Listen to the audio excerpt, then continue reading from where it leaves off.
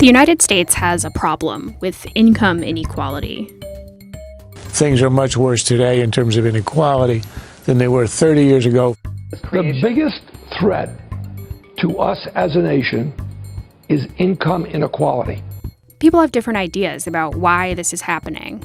CEO pay climbs every single year without exception.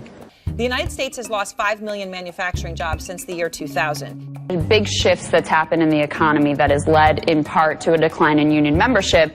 But one of the biggest drivers of inequality is hiding here in these 2,000 pages. It's the U.S. tax code. President Trump and Republicans in Congress have a plan to alter that code. And if they get their way, it'll get even better for the richest Americans.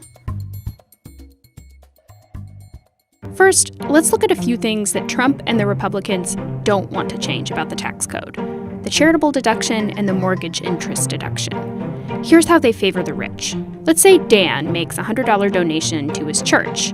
He makes about $30,000 a year, roughly the median income for individuals in the U.S., which puts him in the 15% tax bracket. It means he would save, at most, $15 on his taxes. But let's say Dan's boss, Steve, makes the same donation to his church.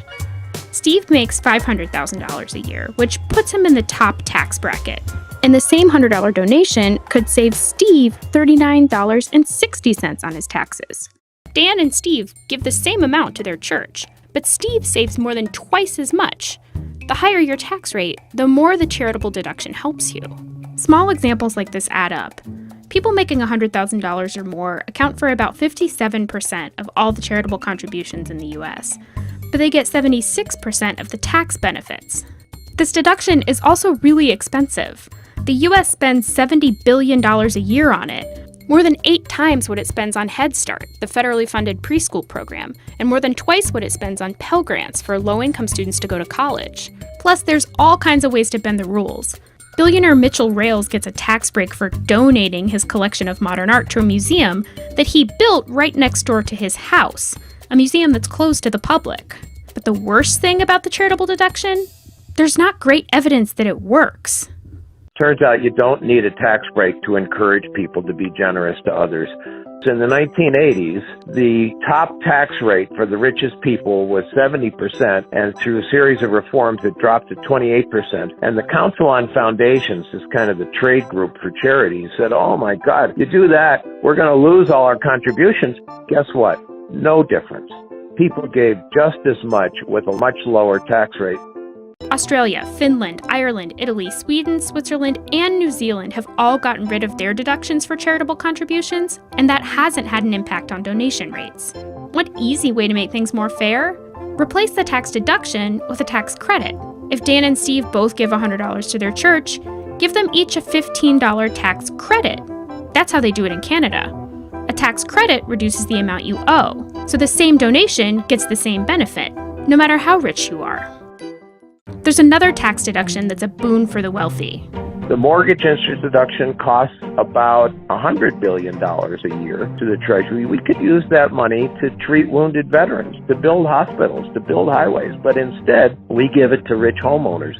Here's how it works. Let's say Dan buys a house for $100,000. He doesn't pay for that all at once. Each month, he writes a check to the bank for $1,000. Let's say $800 goes to paying for the house, and the bank keeps $200. That's interest. Dan writes 12 of these checks a year, so he pays $2,400 a year in interest. The mortgage interest deduction lets Dan subtract that interest from his taxable income, which could save him as much as $362. Nice, thinks Dan. That is, until he hears about Steve. Steve also buys a house for $100,000. He also writes a $1,000 check each month, paying $200 in interest. So after a year, Steve can also deduct the $2,400 from his taxable income. But that same deduction can save Steve more than $960, nearly 3 times as much as Dan for the exact same mortgage payments. It doesn't stop there. Steve can buy a second home, deduct the interest, and save even more. Or he can get a mortgage for his yacht, count it as a second home, and deduct the interest. Sorry, Dan, your fishing boat doesn't count. There are deductions everywhere. The money you lose from gambling? Deduct it. Fancy business dinners? Yep. Money you put in a retirement account? That too. You can even deduct the fees you pay an accountant to help you find more deductions. And while theoretically Dan could take advantage of these same deductions, the fact is people like Steve benefit a whole lot more. People who make about $400,000 a year or more make up about 5% of taxpayers, but they get more than half the benefits from these tax deductions. Now, there's a third part of the tax code that Trump and the Republicans want to keep, and it's even better for the richest Americans than all of these deductions: the preferred rate for capital gains. Here's how it works. According to the U.S. tax code, there are two different kinds of income. Earned income is when you go to work and somebody pays you a salary or a wage, a paycheck. That's earned income. And we have a whole set of income tax rates for that income that go up to 39.6%. This is where Dan and Steve's tax rates come from.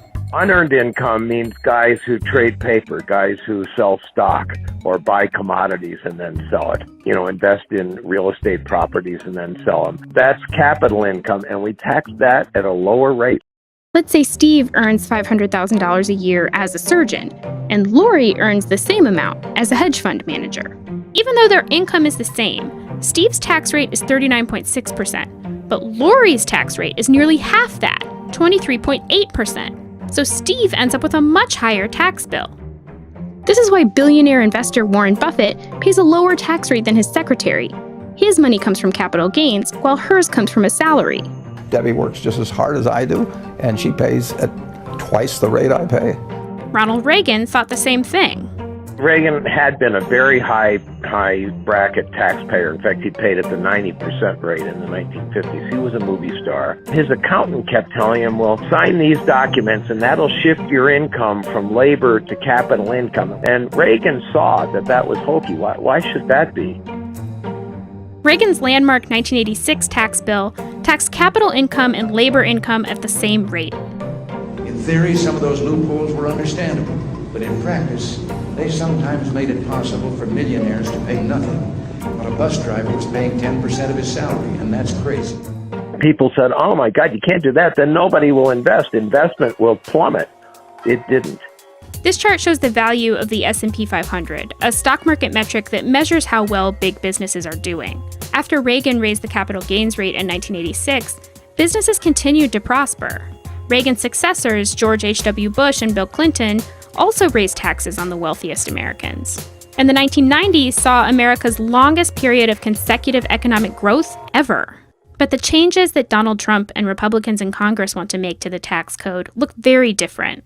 While the Trump and GOP plans get rid of some deductions, neither gets rid of the charitable contribution or mortgage interest deductions. And both would lower taxes on capital income for people like Lori, the investment banker. And both plans would reduce the number of tax brackets from 7 to 3 and cut the top tax rate, which would mean big tax savings for someone like Steve and minimal savings for working and middle-class people like Dan. Rather than working to reduce the growing gap between the richest Americans and everyone else, these new tax plans would make that gap even wider.